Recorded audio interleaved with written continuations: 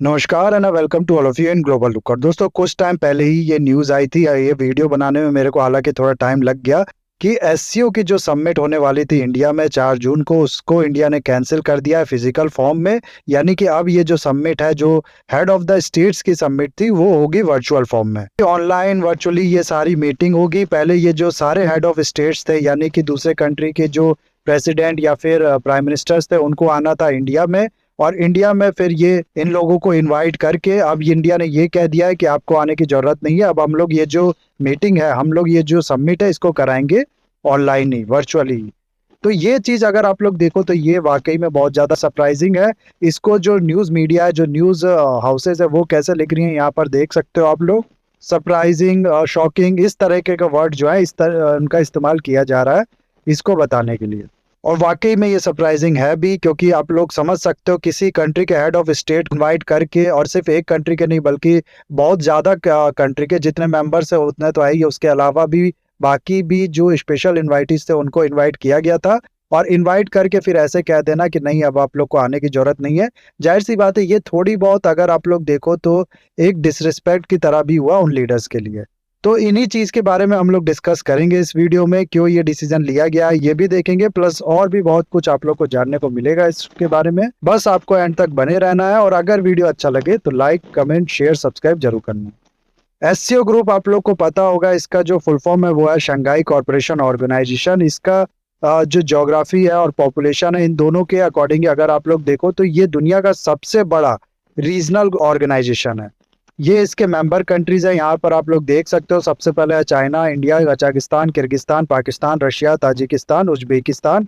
ये सब इसकी मेंबर है। इस पूरे रीजन की अगर हम लोग बात करो तो यहाँ पर अफगानिस्तान को अगर आप लोग छोड़ दो, ईरान को आप लोग छोड़ दो, तो बाकी सब इसकी मेंबर है। सिर्फ एक सेंट्रल एशियन कंट्रीज को छोड़ के, तुर्कमेनिस्तान को छोड़ के सारी सेंट्रल एशियन कंट्रीज जो है वो इसकी मेंबर है। प्लस अफगानिस्तान और ईरान, जैसा कि मैंने आप लोग को बताया, ये भी इसके मेंबर नहीं है। तो इस रीजन की जो आप लोग देख सकते हो, लगभग सारी कंट्रीज इसकी मेंबर है। ईरान के लिए भी मैं आप लोग को बता दूं कि लास्ट ईयर जो समरकंद में समिट हुआ था एससीओ का, उसमें बात की गई थी ईरान को भी इसमें इंक्लूड करने की। तो चांसेस है कि आने वाले कुछ समिट्स के बाद ईरान भी इसका फुल फ्लेज मेंबर बन जाएगा। और एक और चीज आप लोग को लास्ट समिट के बारे में बता दूं कि वाराणसी को कल्चरल कैपिटल डिक्लेयर किया था लास्ट एससीओ समिट में ही, और इसी में इंडिया को प्रेसिडेंट भी बना दिया गया था एससीओ का। और इंडिया के प्रेसिडेंटशिप में ये जो सारी मीटिंग थी इस साल होनी थी इंडिया में। हाल में ही आप लोग को पता होगा एससीओ की जो फॉरेन मिनिस्टर्स की मीटिंग थी वो भी हुई थी गोवा में, जिसके लिए जो पाकिस्तान के फॉरेन मिनिस्टर है वो भी आए थे इंडिया में।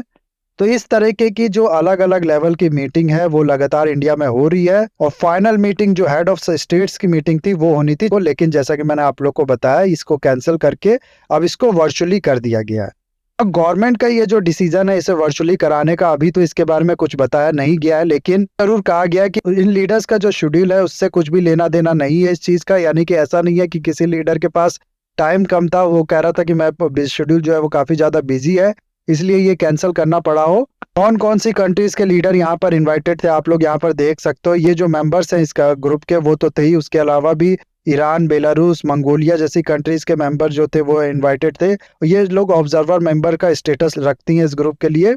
उसके अलावा तुर्कमेनिस्तान भी मैंने बताया था इस रीजन में मेंबर नहीं है, लेकिन होता क्या है कि ट्रेडिशनली तुर्कमेनिस्तान को हर बार इस मीटिंग में इनवाइट किया जाता है। तो इस बार भी ऐसा ही किया गया था, इसके भी जो लीडर्स थे उनको इनवाइट किया गया था, लेकिन अब पूरा ये वर्चुअली ही कर दिया गया है। के अलावा सेक्रेटरीट से और एससीओ की जो बाकी बॉडीज है, जैसे कि रेड्स यानी कि रीजनल एंटी टेररिस्ट बॉडी जो है एससीओ की, plus UN, ASEAN conference on international and confidence building measures in Asia यानी कि सीका, इस ग्रुप से भी जो मेंबर्स है, जो लीडर्स है आप लोग कह सकते हो, जो रिप्रेजेंटेटिव है, उनको इन्वाइट किया गया। थोड़ा बहुत इस समिट के बारे में भी हम लोग जान लेते हैं। इंडिया में ये होना था, हाल में ही फॉरेन मिनिस्टर्स की जो मीटिंग हुई थी वो हुई थी गोवा में। इसके लिए जो बिलावल भुट्टो थे पाकिस्तान के फॉरेन मिनिस्टर, वो भी आए थे इंडिया में। आप लोग को पता होगा पूरे 9 साल के बाद पाकिस्तान का कोई फॉरेन मिनिस्टर जो है वो इंडिया आया था किसी मीटिंग के लिए। सिक्योर एससीओ इस समिट का जो आप लोग कह सकते हो एक तरीके से लोगो था। सिक्योर का यहाँ पर जो एक्रोनिम्स है वो उसका मतलब है security, economic, trade, connectivity, unity, respect for sovereignty and territorial integrity. Modi ji ने ही ये नारा जो है ये दिया हुआ था, इसी को लोगो बना लिया गया था इस बार। और इसको लेके जो पूरी प्रिपरेशन है इस समिट को लेके, इस समिट को कराने के लिए वो की जा रही थी, लेकिन अब जैसा कि मैंने आप लोग को बता दिया, इसको वर्चुअली फॉर्म में ही कर दिया गया। और इसका देखो जो रीज़न है, अभी हालांकि गवर्नमेंट की तरफ से कोई रीज़न नहीं बताया गया, जैसा कि मैंने आप लोग को बताया, ये कहा गया कि बस जो लीडर्स का शेड्यूल है वो रीज़न नहीं है इस चीज़ को कैंसिल करने का, लेकिन जो इस तरीके का डिसीजन है गवर्नमेंट को, उसको लेके अनुमान काफ़ी लगाए जा रहे हैं। काफ़ी डिस्कशन इस चीज़ को लेके हो रही है कि क्यों ये मीटिंग जो है ये कैंसिल की गई है फिजिकली फॉर्म में। और इसको लेके कुछ इंपॉर्टेंट पॉइंट जो बोले जा रहे हैं वो कुछ इस तरीके से। सबसे पहले तो ये कहा जा रहा है कि देखो, दो नेबर जो है इंडिया के, यानी कि पाकिस्तान और चाइना, इनके साथ वैसे ही इंडिया के इश्यूज जो है वो काफ़ी टाइम से चल रहे हैं, लेकिन हाल में ये जो इश्यूज हैं ये थोड़े बहुत और भी बढ़े हैं।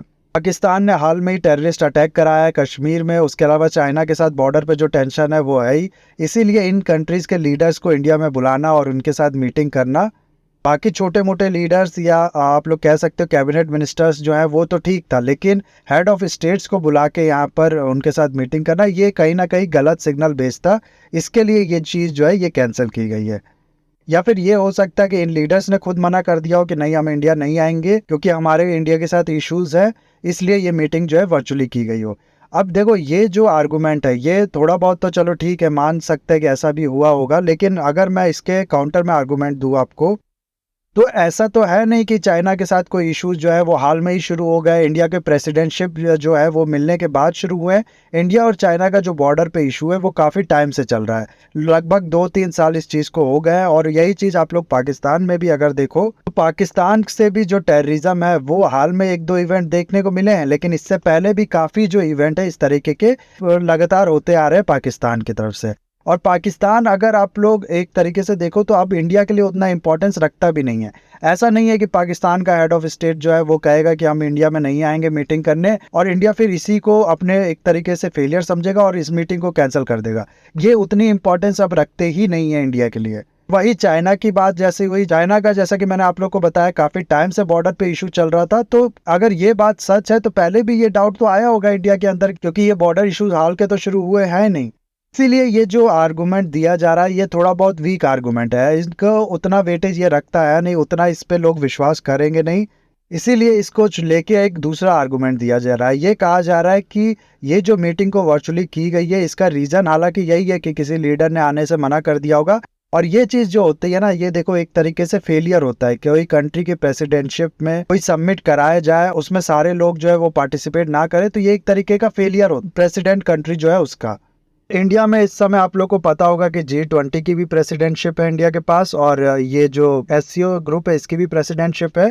तो इन दोनों ही मीटिंग को एक तरीके से आप लोग कह सकते हो इन फेलियर बनाने में काफ़ी ज़्यादा कोशिश की जा रही है पाकिस्तान की तरफ से, चाइना की तरफ से, और भी इंडिया की जो आप लोग कह सकते हो एक तरीके से दुश्मन कंट्रीज़ है उनकी तरफ से।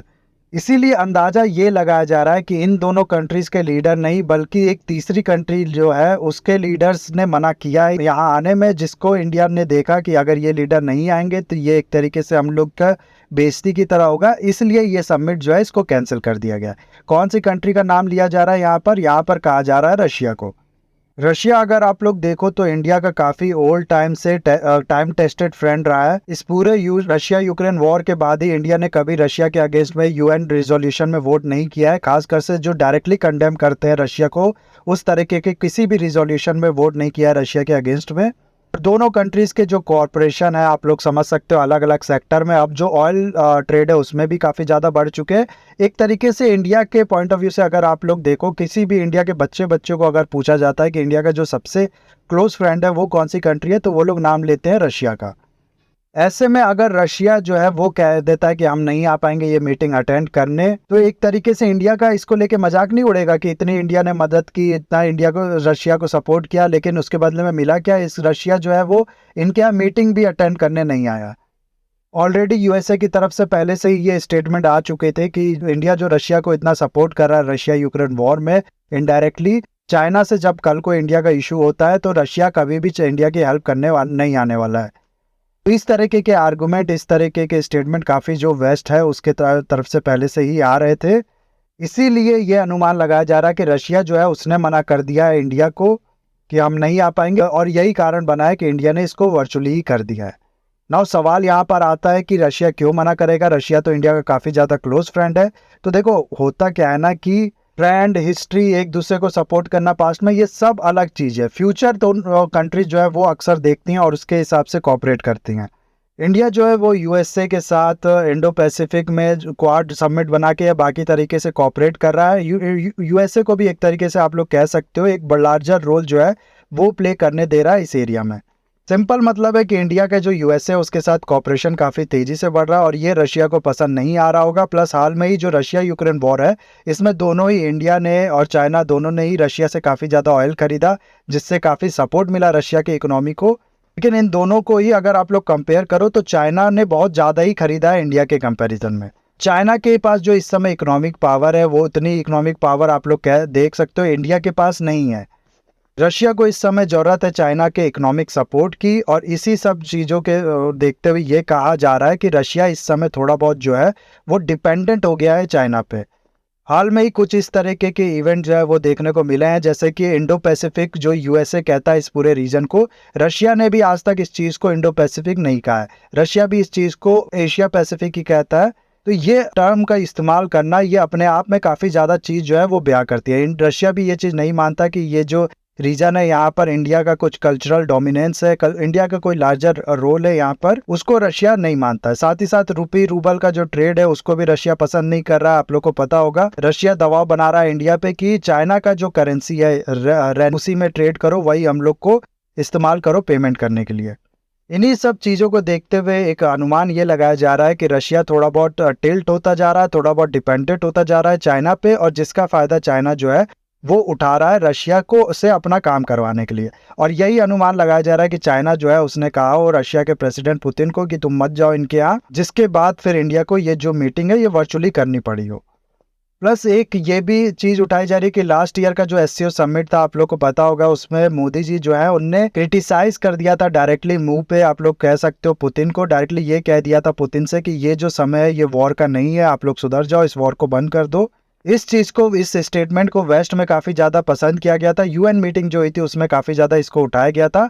तो एक तरीके से ये भी हो सकता है कि ये जो स्टेटमेंट है ये पसंद नहीं आया होगा रशिया के प्रेसिडेंट पुतिन को, इसीलिए ये जो समिट है इसको पुतिन ने कैंसिल किया होगा। या फिर ये कहा जा रहा है कि आईसीसी यानी ये इंटरनेशनल क्रिमिनल कोर्ट जो है उसके द्वारा अरेस्ट वारंट आप लोग को पता होगा पुतिन के अगेंस्ट में रिलीज किया गया था, ताकि इंडिया जो है वो आईसीसी का मेंबर नहीं है, इंटरनेशनल क्रिमिनल कोर्ट का मेंबर नहीं है, लेकिन फिर भी एक तरीके से आप लोग कह सकते हो कि एक जिम्मेदारी होती है, एक तरीके का आप लोग कह सकते हो रिस्पॉन्सिबल कंट्री जो होती है उनके ऊपर एक प्रेशर होता है कि जिसके ऊपर ऐसे इल्जाम है, जिसके ऊपर इस तरीके की चीज है उसको ये होस्ट करते हैं, उनको इन्वाइट करते हैं।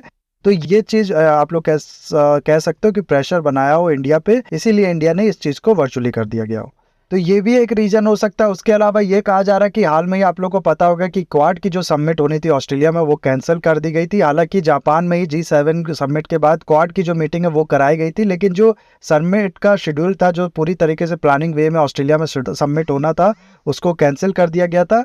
और ये जो क्वाड समिट है ये रशिया और चाइना को पसंद नहीं आता है, क्योंकि जैसा कि मैंने आप लोग को बताया यूएसए और इंडिया दोनों कोऑपरेट करते हैं इस समिट के अंदर, इस ग्रुप के अंदर, और इंडो पैसिफिक जो रीजन है उसके लिए ये जो कॉपरेशन है वो होता है इनके बीच में। और क्वाड मीटिंग का कैंसिल हो जाना और उसके बाद एससीओ मीटिंग जो है उसका पूरी अच्छे से उसके शेड्यूल होना, उसका कंप्लीशन होना, ये कहीं ना कहीं ये मैसेज भेजता कि इंडिया के लिए जो क्वाड है उससे ज़्यादा इंपॉर्टेंट होता जा रहा है एससीओ, और एससीओ ग्रुप में इंडिया जो है वो ज़्यादा आप लोग कह सकते हो टिल्ट दिखा रहा है, चाइना और रशिया की ओर ज़्यादा टिल्ट दिखा रहा है। इसलिए भी चांसेस है कि ये जो समिट है इसको वर्चुअली कर दिया गया हो, इसको डाउन प्ले करने की कोशिश में। फिर मोदी जी के शेड्यूल की भी बात हो रही है कि आप लोग को पता होगा हाल में ही मोदी जी को जाना है यूएसए, उसके बाद फ्रांस में भी जाना है, वहाँ पर जो बास्टाइल परेड होता है, नेशनल परेड डे जो होता है उसके लिए। तो ये सब चीज़, इस तरीके के आर्गूमेंट, इस तरीके के रीज़न जो है ये सब अनुमान लगाए जा रहे हैं कि ऐसे हो सकते हैं कारण इसको कैंसिल किए जाने के। इसके अलावा मैं अगर आप लोग को बताऊं ना तो एससीओ जो है वो इंडिया के लिए लगातार प्रॉब्लम ही बनता जा रहा है। एससीओ के अगर आप लोग विकिपीडिया पेज या फिर इनके जो ऑफिशियल भी वेबसाइट भी देखोगे ना आप लोग, तो हमेशा इसमें जो कश्मीर वाला पार्ट है, जो पीओके है, जो सीओके है यानी कि चाइना द्वारा ऑक्यूपाइड किया गया है, इसको इन दोनों कंट्रीज का ही पार्ट दिखाया जाता है। ये जो एससीओ समिट का मैप शो किया जाता है इसमें आप लोग देख सकते हो कि इंडिया जो है उसका डिस्टॉर्टेड मैप शो किया जाता है। तो ये आप लोग कह सकते हो कि चाइना की इस ग्रुप में डोमिनेंस प्लस पाकिस्तान को उसका सपोर्ट करना, एक तरीके से ये आर्गुमेंट बार बार उठता है इस सब चीज़ों को देखते हुए कि इंडिया जो है वो अपना टाइम वेस्ट कर रहा है एससीओ में। हाल में ही मार्च में आप लोग को पता होगा कि एक मीटिंग हुई थी एससीओ की ही इंडिया में ही, जिसमें हुआ क्या था कि पाकिस्तान ने एक मैप शो किया था जिसमें कश्मीर को उसका पार्ट दिखाया था, जिसके बाद इंडिया ने ऑब्जेक्ट किया था और फिर पाकिस्तान जो है उसने इस मीटिंग से वॉकआउट कर दिया था। और पाकिस्तान के जो न्यूज़पेपर है उनने ये छाप दिया कि इंडिया जो है उसने इन्वाइट नहीं किया पाकिस्तान को इस मीटिंग के लिए। तो इस तरीके के आर्गुमेंट, इस तरीके की चीज़ें जो है वो काफ़ी ज़्यादा की जा रही है पाकिस्तान और चाइना की तरफ से। इंडिया की जो प्रेसिडेंटशिप है उसके अंदर होने वाली सारी मीटिंग को एक तरीके से फेलियर बनाने की, और ये भी किया गया हो चाइना की तरफ से कि हो सकता है कि जो पुतिन है उनको मना कर दिया गया हो कि आप भी मत जाइए, हम भी नहीं जाएंगे इस मीटिंग में, इसीलिए हो सकता है ये जो समिट है इसको वर्चुअली इंडिया ने कराया हो। हालांकि अब कहा तो ये जा रहा है कि ये सब चीज़ जो है, ये आर्गूमेंट उतने ज़्यादा सही नहीं है, क्योंकि वैसे ही G20 की जो समिट होने वाली है फाइनली इंडिया में, उसमें इन दोनों कंट्रीज चाइना और रशिया के प्रेसिडेंट जो है ये आएंगे ही इंडिया में। लेकिन मैं अगर आप लोग से कहूँ तो इसके भी चांसेस मेरे को बहुत कम लगते हैं। चाइना के तो हो सकता है आए भी, लेकिन रशिया के प्रेसिडेंट के आने के चांसेस मेरे को काफ़ी ज़्यादा कम लगते हैं इसमें। और पुतिन अगर नहीं आते हैं G20 समिट में तो उसके बाद देखो इंडिया पे एक प्रेशर बनेगा, इंडिया पे भी एक आप लोग कह सकते हो पूछा जाएगा कि उन लोगों ने अपना साइड चुन लिया, चाइना और रशिया ने अपना साइड चुन लिया, अब तुम किसके साइड पे हो। इसके बाद चांसेस है इंडिया जो है वो भी वेस्ट की ओर टिल्ट थोड़ा दिखाए इन सब चीज़ों को देखते हुए। तो ये था पूरा वीडियो गाइज, आपको क्या लगता है मेरे को बताइएगा कमेंट में। क्या ये जो पुतिन है ये इनके ना आने की वजह से ये जो मीटिंग है इसको वर्चुअली की गई थी, या फिर कुछ और कारण आपको लगता है, इसके बारे में मेरे को बताइएगा कमेंट में। बाकी इस वीडियो को मैं यहाँ पर करता हूँ खत्म। होप ये वीडियो आपको अच्छा लगा होगा। इसे लाइक, कमेंट, शेयर, सब्सक्राइब जरूर कीजिएगा। That's all, have a nice day, take care.